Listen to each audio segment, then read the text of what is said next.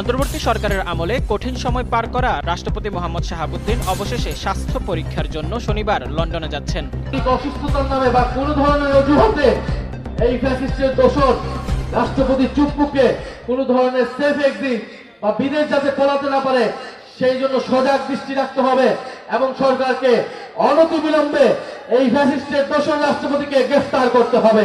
আসসালামু আলাইকুম ভিউয়ার্স, দেশ ও দেশের বাহির থেকে যারা আমার ভিডিওটি প্লে করেছেন জানাচ্ছি আন্তরিক শুভেচ্ছা ও অভিনন্দন। আশা করি সবাই ভালো আছেন, সুস্থ আছেন, আলহামদুলিল্লাহ। তো ভিউয়ার্স, ফ্যাসিস্ট শেখ হাসিনার মাটিকুলাস প্ল্যান অনুযায়ী রেখে যাওয়া স্বৈর শাসকের অন্তর্ভুক্ত রাষ্ট্রপতি শাহাবুদ্দিন চুপ্পু পদত্যাগ করার পর বঙ্গভবন ছেড়ে তিনি গ্রিন ভিলাতে ওঠেন। তবে দুই সরকারের মধ্যস্থতায় গত রাতেই তিনি দেশ ছেড়ে লাপাত্তা।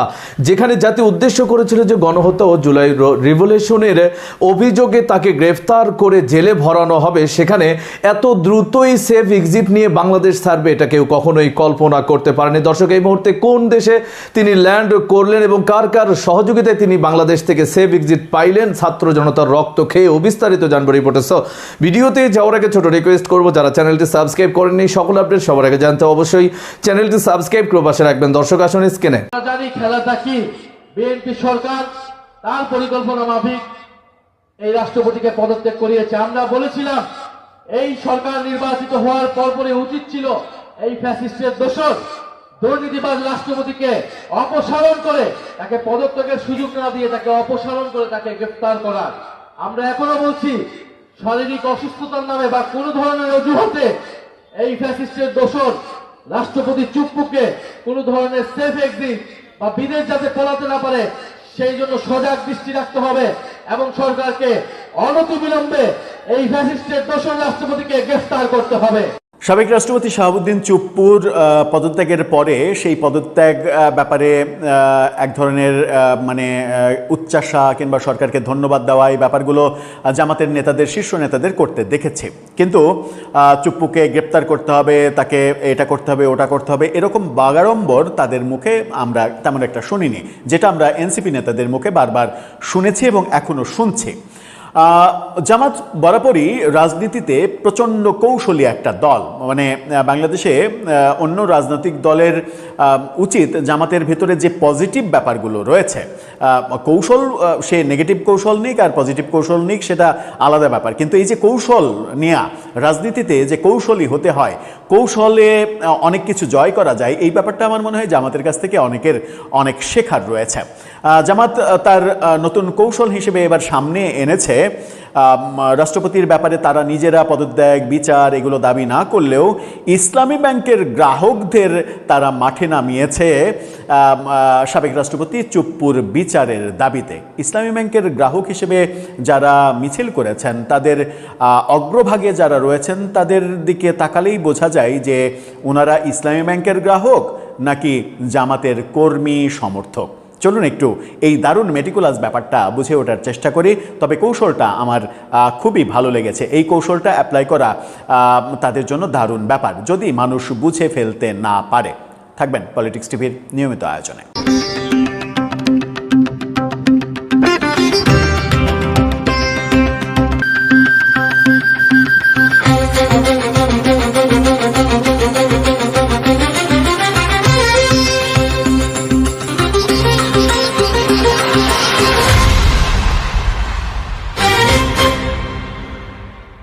দর্শক, বলছিলাম সাবেক রাষ্ট্রপতি শাহাবুদ্দিন চুপ্পু তার বিচারের দাবি অনেকেই তুলছেন। সরকারের পক্ষ থেকে বলা হচ্ছে রাষ্ট্রপতির ব্যাপারে অনেক লিমিটেশন আছে, যদিও সরকারের অনেকে বলছেন যে, এমন তথ্যমন্ত্রীর উপদেষ্টা পর্যন্ত বলছেন যে রাষ্ট্রপতির আগের কর্মকাণ্ড নিয়ে যদি কোনো অভিযোগ থাকে তাহলে সেই ব্যাপারে বিচার করতে কিংবা তদন্ত করতে কোনো সমস্যা নেই। প্রসিকিউশন, আন্তর্জাতিক অপরাধ ট্রাইব্যুনালের প্রসিকিউশনও শাহাবুদ্দিন চুপ্পুর ব্যাপারে তদন্ত কমিশনে তাদের রিপোর্ট পাঠাচ্ছে, এরকমটাও জানতে পারছি আমরা।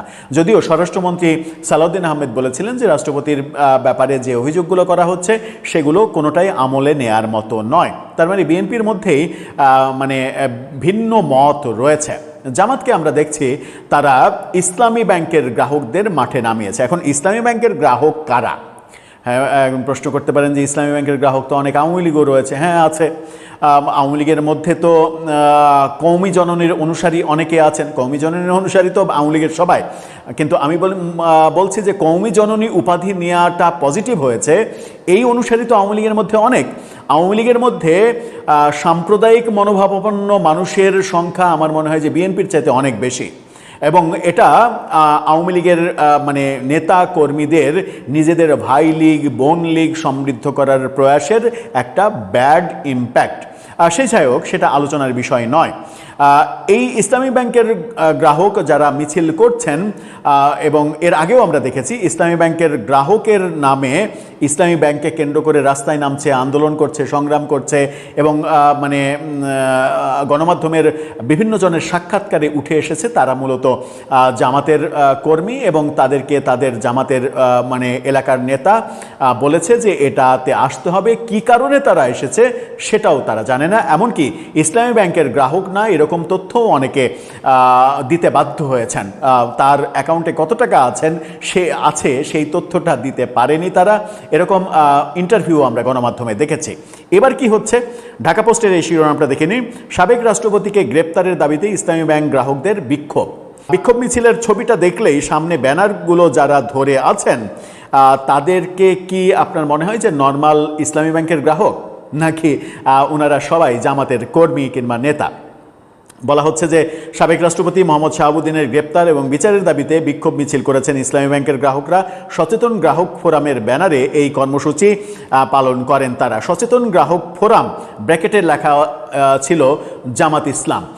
আমার মনে হয় তাতেই মানে সত্য প্রকাশের যে সাহস, সেই সাহসটা দেখালে ভালো হতো, যে সচেতন গ্রাহক ফোরাম আমরা জামাত করি, আমরা সচেতন গ্রাহক ফোরাম, কিন্তু আমরা ইসলামী ব্যাংকের গ্রাহক।